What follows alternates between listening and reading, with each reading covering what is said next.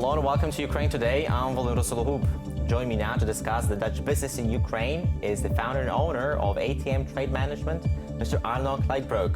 Mr. Kleijbroek, welcome to Ukraine Today. Thank you for having me. Mr. Kleijbroek, you came to Ukraine back in 1997. Yes. You were a hired employee, you were working here for 3 years, and then in 2000 you decided to start your own company. Tell us, why did you do that?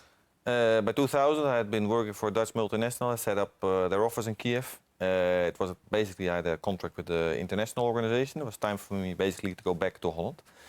But having had the chance to work in Ukraine for 3 years, but then I realized that lots of things were even just about to happen in Ukraine.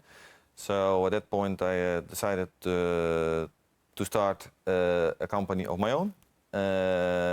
We, from that moment, have been providing legal and practical support to foreign investors on the Ukrainian market. And yeah, that's what we have been doing since 2000. And I would say with quite good success. Well, Mr. Kleijbroek, back in 2000, Ukraine was still a very uncertain state. There was still President Kuchma in power. Yes. There was first political protests happening in the country. Yes. Weren't you and you were in a country where very few foreign businesses were present? Weren't you concerned about starting your own business here? Not at all. And I wouldn't say that there were, well, of course, at that point there were fewer foreign companies in Ukraine than there are now. But Ukraine was very much in the spotlight as one of the countries that just had opened up for business. So actually there was a lot of interest from foreign companies, from Dutch companies. Most of our clients are Dutch companies to enter into the Ukrainian market. And basically from the first year that we started our company, we've had very good business. And especially until, let's say, 2010, things were going very well for us. Well, talking about the growth, the development of your business, the way your business ran during these 16 years, Yeah. there were a lot of political turmoils. You've lived through, how many? 3 presidents: President Kuchma, Yushchenko, Yanukovych. 4 presidents. So how were these 16 years for you now that you look back in perspective? This has been, of course, some very intense. It's been a very intense period, and not only have we had several presidents, we have had 2 revolutions. We've had a few serious financial crises, and lived through them all. Lived through them well. And as you were speaking about the political, let's say, instability all the way. In my experience.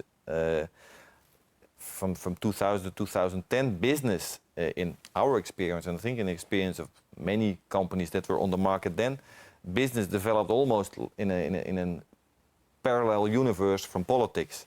In politics, things were also happening. There wasn't really a lot of support from government for the development of business, but simply the drive within the people, within the country, to really make it happen. To develop a market economy in Ukraine. Also the foreign investors coming on board in that period, that is what created the development. At the moment we're in a situation where the further development of Ukraine, of the economy, of the society is only possible by active involvement of the government. And of course this is the process that we now have to go through. That's all. What would you say were your main challenges during the last 16 years of doing business in Ukraine? The main challenges? Ukraine has been accused, and it's no secret, Ukraine is a corrupt country. The government, the politicians, the government officials, they're always demanding bribes from businesses. How did you cope with that? Well, our policy has always been, and also our advice to our clients has always been to stay clean of it.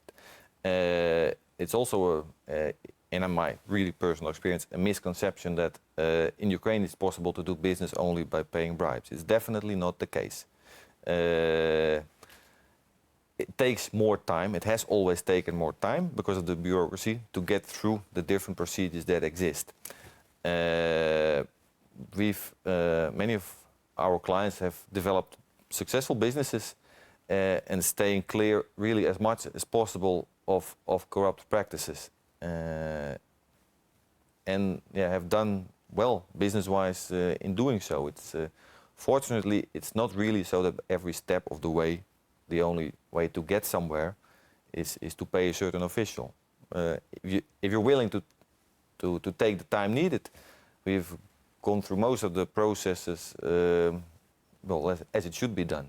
But it's also a matter of taking the time and not wanting to rush things. So in that sense, we did not have a lot of problem with corruption. Of course, it exists, and also to put it in perspective, the clients that we work with, they're mostly medium-sized companies. We have a few multinational clients, but this is also probably a field where it has been possible and is possible to do business cleanly quite well.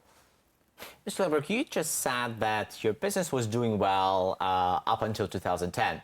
That's when President Yanukovych came to power and began tightening the screws on the business. What happened in 2010? Well, basically, of course, it became difficult from 2008. And then there was still the dynamic was basically moving forward, but then we got to 2010. When the former president got to power, then of course, well, the mood changed because really it wasn't clear where we're going.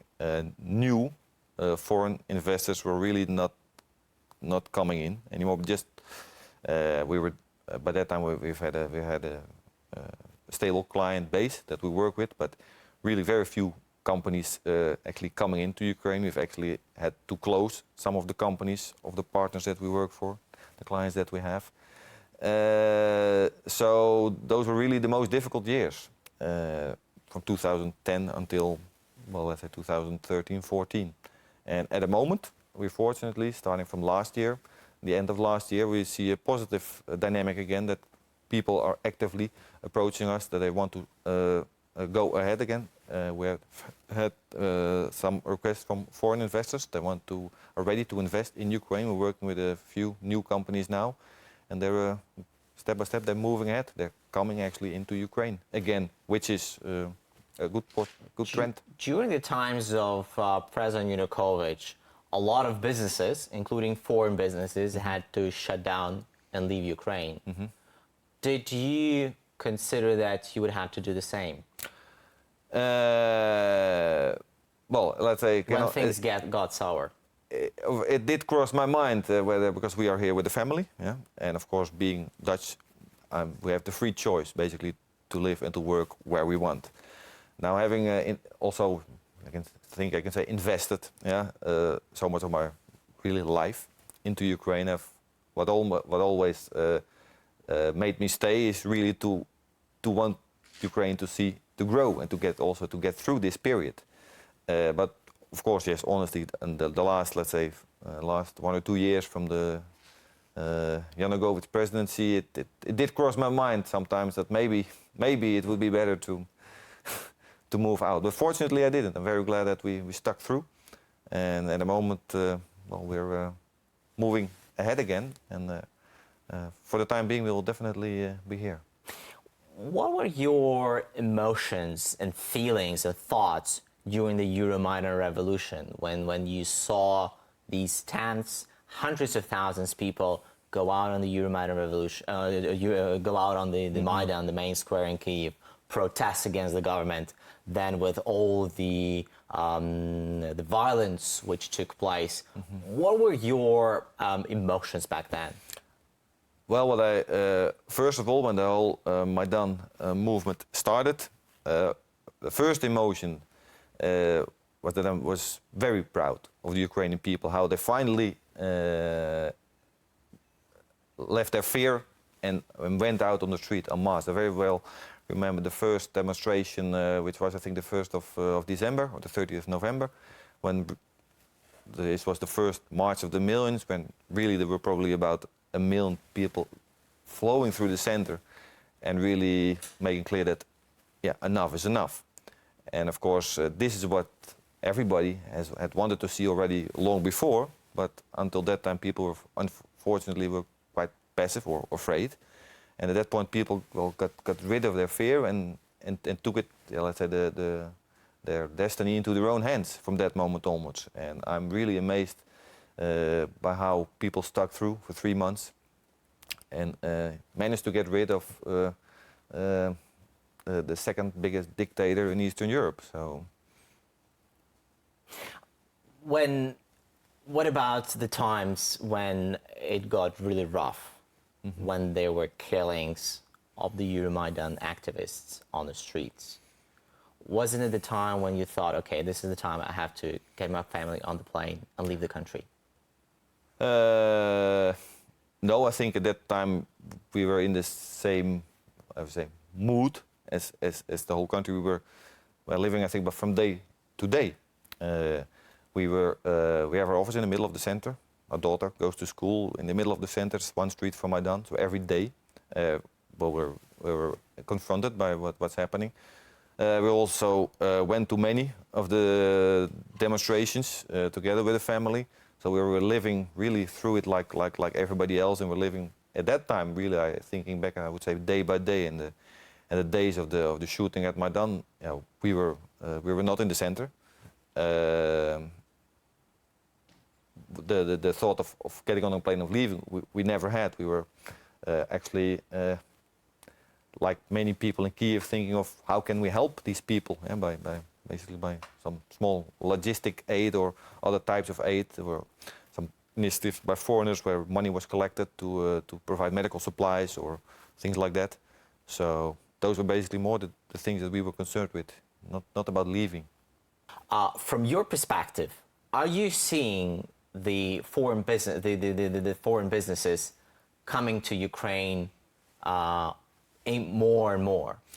Yes, as I think I just mentioned a little while before already from the end of last year, we again see an influx in our business of new clients that wanting to start up new business here or extend existing business. The mood is definitely more positive. And of course, the association agreement is the major motor in that. Doing business really does become more easy.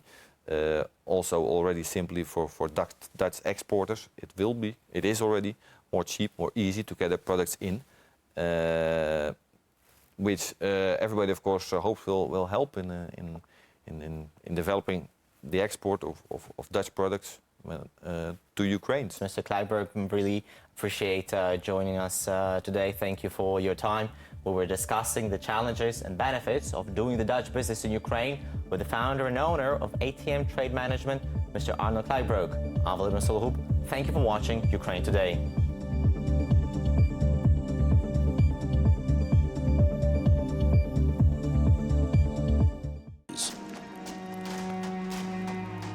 Watch the birth of a new nation online at uatoday.tv.